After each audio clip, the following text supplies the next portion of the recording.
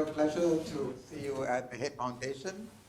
Some of you are familiar, some of you are not, and therefore, for those of you who are here for the first time, welcome to the HAID Foundation. My name is Gopinathan. I'm the senior advisor to the HAID Foundation.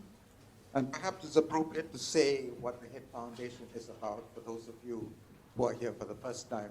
The HAID Foundation is positioning itself as an Asia-centric think tank, education think tank. And our program of research and activities is to explore the issues, the trends, the critical challenges facing Asian education in the next couple of decades. And so we've begun a program of research, and the panelists that you see are colleagues and experts who have come to help us define and refine our research agenda and the research modalities that we'll use. So we're very grateful to them that they have not only come to share their expertise and help us develop the program, but stayed back for this panel. So as a preliminary, could you please give them a round of applause?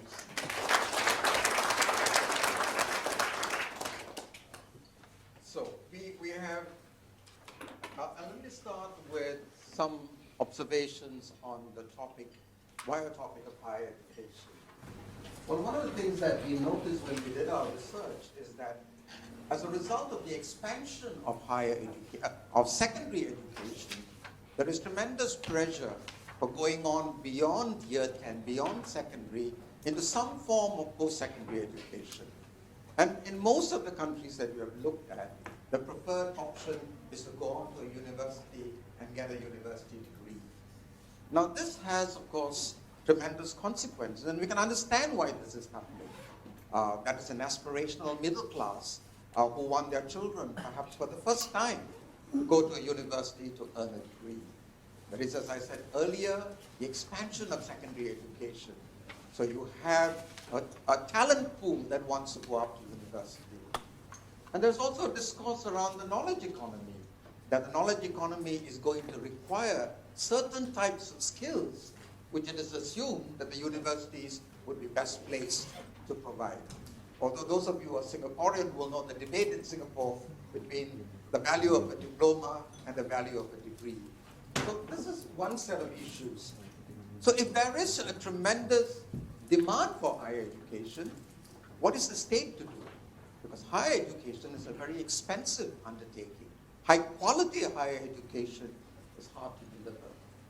Does the state provide the basic tuition fees? Do individuals, students, and parents take up a share? What share should that be? Should the route of privatization or the involvement of the private sector be considered? And what models of private-public partnerships might we be looking at? And if you fast forward 50 years, do we even need bricks and mortar universities? Technology is making a claim that many of the delivery modalities that we need can be delivered by technology. You've all heard about MOOCs. What would be the position of MOOCs vis-a-vis delivery of undergraduate programs 20, 25 years down the line? Would you need to build universities in the traditional sense, manage universities in the traditional sense? Would students opt for it in the traditional sense? So there's a whole set of emergent issues around higher education that we think is going to be necessary for policymakers, for stakeholders, and for others to think about. And so this is what we've been doing in the last 2 days at the HAID Foundation, consulting, talking about, arguing the different perspectives, and what might be a program of research that we might undertake.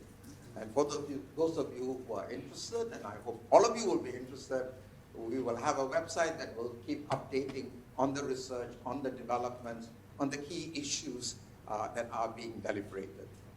So let me move from that to basically introducing our guests. But before that, also some housekeeping details. We have an overflow from this auditorium to people sitting outside. In order for them to hear the questions, it will be necessary for you to speak to the mic if you have a comment or a question. So please, before you do so, press the button red light will come on, speak into the mic, and when you're finished, switch off. Okay? Please make sure if you can, if you want to state your name and your institution that you represent.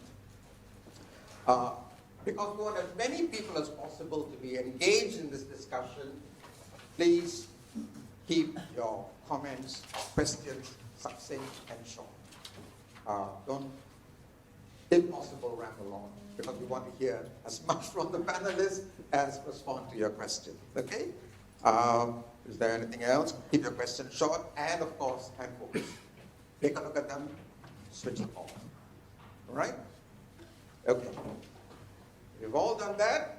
We'll look at the panelists. You have, I think, on the table the biodata of the panelists, so I won't go through. Molly Lee is a very distinguished Malaysian who has served in the region, particularly at UNESCO Bangkok on educational issues, and is a specialist in higher education. And we're very glad to welcome her here for the second time in a couple of months. Molly Lee. Next to Molly Lee is Mr. Alan Ruby, who has a 40-year career in government, business, philanthropy, and education. He's been everything from a classroom teacher to a recipient of a school's Excellence in Teaching Award, a Deputy Secretary of Employment, Education, Training, and Youth Affairs. Nothing that you haven't done, Alan. Right, and so he has a world of experience with regard to educational issues from an Australian perspective, from a World Bank perspective, and now from a university setting. I'm very pleased also to introduce an old friend, Professor Varghese, who's currently Director of the Center for Policy Research in Higher Education, New Delhi, India. He was for a long time at the International Institute for Educational Planning, UNESCO Paris, and head of its training and education programs. And finally, last but not least, Professor Matthew Hartley, a professor of education at the University of Pennsylvania's Graduate School of Education. Research focused on academic governance, especially how academic communities define their educational purposes. So we have a very talented and experienced panel. I've told them to be as engaging and provocative as possible, and I hope that you will be as engaging and provocative as possible. Without further ado, Molly. I'm supposed to kick off. Okay, so good evening, everybody, and welcome to our public forum. As mentioned by Professor Gopinathan, the title of this forum is, Can Universities Survive and Thrive in the 21st Century? Hold on a minute. Why would somebody ask such an obvious question? Aren't parents aspiring to send their children to universities? Aren't school children wish to join the university one day?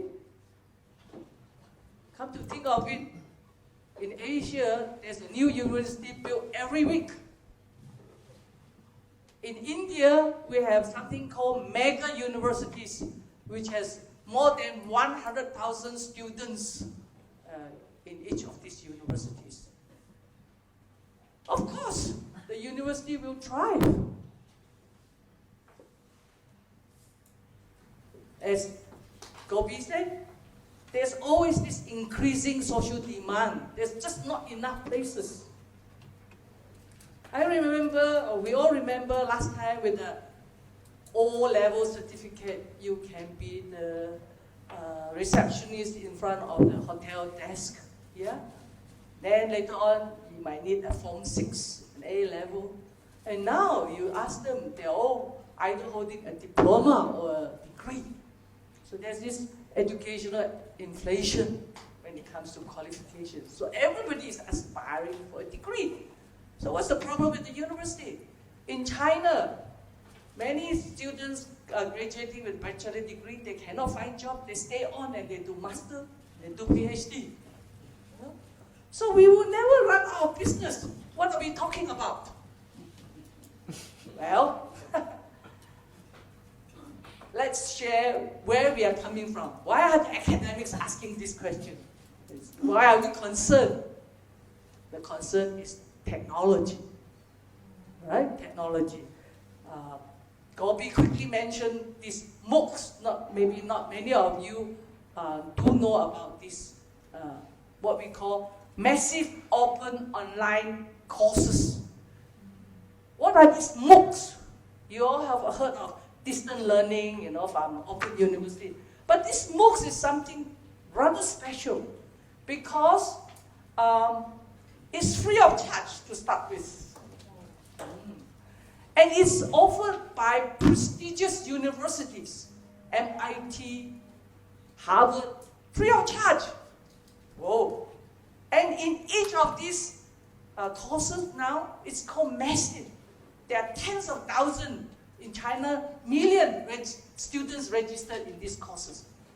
So of course, the professors in the universities say, are we going out of business? Are we going to be replaced by these something called MOOCs? Okay? In the literature, let me share with you, there's something called disruptive innovation. Innovation is a new way of doing things. Disruptive innovation is something that, to start with, you have a product or a service that serves very limited number of people because it is complicated, it's expensive, and it's inaccessible. Something like traveling overseas, something like in the past going to the internet. But suddenly there's an innovation which makes these products or services simple, affordable, convenient, and can serve many people. So a good example is budget airline. Everybody can fly, and giving the traditional airline a run for their money. Yeah? Smartphone. It changed, it's a disruptive innovation. It changed the way the whole lifestyle. And everybody can get access to internet. So cheap, so easily accessible. So now the question is, would MOOCs take over the universities? Or is it just a passing fad? You all have heard of education television, education radio. At one time there was so much hype on it. Yeah, the expert will teach the whole class. We don't need teachers anymore. Yeah. Would it be the same thing? Or is it just a passing fad? I'll leave you to answer the question. Thank you. Alan? Thank you. I will be nowhere near as entertaining as Paul.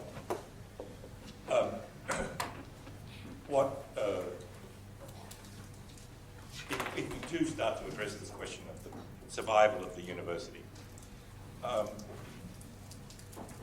university has historically been very resistant to change. It's one of its functions. It's to be a conservative institution that protects and codifies knowledge and transmits it across generations, and in doing so transmits values and principles to shape people's lives. And there is that public purpose of the university, and that public purpose is still fundamentally important to the way societies are organised and the way we think about our future as people. When you start to look at the MOOCs, so we can talk a little bit more about that. With a colleague of Matt and mine, a few others, we studied the first 17 MOOCs that were offered by the University of Pennsylvania on the Coursera platform between June 2012 and June 2013. We had 1 million registrants. And we looked at the completion rates for the 17 courses. They varied between 5% and 11%. Over about 1/3 of the students who registered did not open the first lecture. About another third didn't open the second lecture. And it then tailed down, and this is pretty much common across, it's a common pattern across the whole 17 courses. And it's a common pattern for a number of other courses offered by other platforms. Now, the proponents of MOOCs say, well, yes, but it's still a big number finishing. And the intention of a MOOC is not completion. The intention of a MOOC is to offer the opportunity to learn when you wish, freely, in the order that you wish, and to the extent that you wish. So suddenly, the mission of a MOOC is not like the mission of a university. So the technology will be used to augment and extend the university and its offerings. Some people argue the MOOCs will replace the textbook. I am sufficiently old to remember when we moved from the slate to writing with dip pens. These were technological disruptions. And we adapted and changed over time. The MOOC will be probably the accessibility to high quality knowledge and good teaching through digital resources is very valuable. If you look at the Penn course on modern and contemporary poetry, known popularly as MOPO, it has the most wonderful resources. The materials that they have assembled are fabulous. If you've ever been a teacher of English, you will just be astonished at what they have. The completion rates are still under 10%. But the access that they give to people to these high quality resources is wonderful and will be an extension of the university. So my argument is that the university will adapt and survive. Whether it thrives or not is a different debate. That's a debate about costs and affordability and who pays. But we can return to that after our colleagues have spoken. Or if you would like to take the conversation in a different direction, I would be perfectly happy. I think also to remember one last thing is that I remember going to Vietnam for the first time a long time ago and discovering that the word for squid was mook. And every time I hear mook, I think I'm back in Hanoi and I'm about to eat squid. But my pronunciation is not so good. Thank you. Thank you very much. Friends, I join my friends in the debate.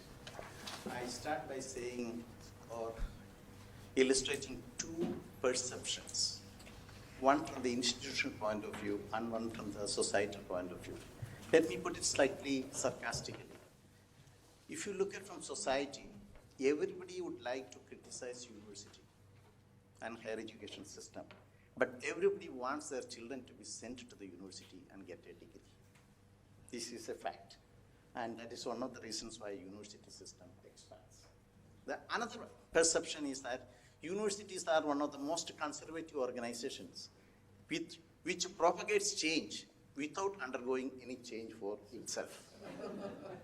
So my take on MOOCs is that given the second part of the change that our perception that I'm talking about, universities will survive, and perhaps there may be marginal changes made without fundamental changes.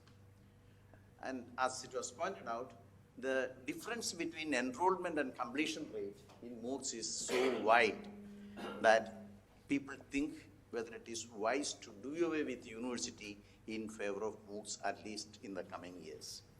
That's my first point. The second point that I like to say is that because of these perceptions, universities refuse to change, and people want to send their children to universities even when they criticize it, the expansion takes place. And the massive expansion that we find is also part of this change that you're talking about. Because there are two dimensions in which, in a knowledge economy, the higher education system operates, which gives incentives for people to send their children to the universities. One is knowledge production, other one is knowledge-based production. The knowledge production, which is hardcore fundamental research that is taking place, you find that this takes place only in some universities. Nowadays, you find that research universities are becoming important. Research universities are giving credibility to the higher education system in many countries, even when that country may be having several universities which are of very average level. Research universities and the university ranking from 2003 onwards has given more credibility to research universities. And many places you find that how do we develop world-class universities? And in the world-class universities, one of the dimensions is how do we create research universities, you know. So therefore, one part is knowledge production. Second part is that knowledge-based production, where you find that many corporations and companies are increasingly taking on research and they are ready to invest research. So for example, when the European Union talks about increasing the R&D percentage to 4%, 2.6% of the 4% is coming from the private sector, corporate sector, not from the government sector. So there is a change that is taking place. Firstly, knowledge is valued. Knowledge is valued for its economic value, and people are ready to invest in knowledge, because investing in knowledge has become a more rewarding experience in the knowledge economies than in the previous economies. Secondly, individuals are willing to invest in education. If you do not go for education, you will be a loser, because others will go for education, and therefore your relative position in the labor market declines. Previously, people used to go for education because you want to get a good job, you want to get a better job. But today, even to get the same job, like what Molly was trying to point out, if you want to get the same job, you need higher levels of education. So investment in education, not only from the economic point of view, it is a defensive form of expenditure, it's a defensive form of investment. If you do not go for it, others will go for it. And as a result of that, your relative position in the labor market goes down, and therefore you need to compete for the same job, higher levels of qualification and higher levels of education. Therefore, you will be going for that. The second dimension is that when you say that expansion of higher education, in the 50s and 60s, with a few exceptions, we thought about expansion related to, closely aligned to the reliance on public money and public institutions. The dramatic change that has taken place in the last 15 or 20 years in higher education scene is the expansion of the system in most countries do not rely entirely on the public system, because the middle class is growing with the globalization. You find that the income levels have gone up, and people also feel that investing in children's education is more rewarding, perhaps more than investing in real estates and perhaps in the buildings, you know. So you find a change in the perception, where to invest, the priority within the household and even the priority that you find in many of the public systems, you know. So therefore, I feel that higher education system will continue to expand. Where will the higher education system expand more in the coming years? My feeling is that it will be expanding more in the developing countries. India and China may be playing a leading role in the expansion. I'm not talking about the best form of system of education, because the OECD countries are reaching a saturation point. They have universalized higher education and reaching a saturation point in terms of possibilities of further expansion. Whereas what one finds is that the countries like India and China, where the gross enrollment ratio is only around 21-22% in India and 30-33% in China, there is an immense scope for expanding. Whether this expansion will take place through the institutionalized structure or through MOOCs or through any other new technology that will be coming, that is a question that is to be addressed. My feeling is that in the given circumstances, what one finds is that another dimension to MOOCs, not only the difference between the enrollment and those who complete it, but also the fact that most of the people who take MOOCs are taking MOOCs, are those people who are already students. So in other words, MOOCs has one tendency not to contribute to expansion, but more to creating disparities within the people, among the people who are already educated. That means the educated are getting more educated, whereas those who are not getting access to MOOCs remain where they are. Not that they are declining or they are moving far away behind, but as a result of this, what you find is that an intellectual disparity and educational disparity, which is not normally seen, which is not normally analyzed, which is not normally detailed out or explained, is taking place. So, friends, my feeling is that the university system, as we know it, will continue to exist with marginal changes. Thank you. Good afternoon. I'm delighted to be a part of this panel, but I have to confess something, and that is that this is my first trip to Singapore. So I am on a panel with experts who know a great deal about the context here, and I feel like I am just learning about this beautiful and really wonderful country. So my remarks are going to come largely from work that I've done in the US context, and also through work I've done in Europe through the Council of Europe. And it's through that frame that I'm going to offer these few thoughts on the future of the university. As we were asked to prepare for this session, I was thinking of a terrific quote from Peter Drucker, and Peter Drucker is one of the great writers on management theory. And he wrote the following quote. He said, 30 years from now, the big university campus will be relics. Universities won't survive. He wrote it in 1997.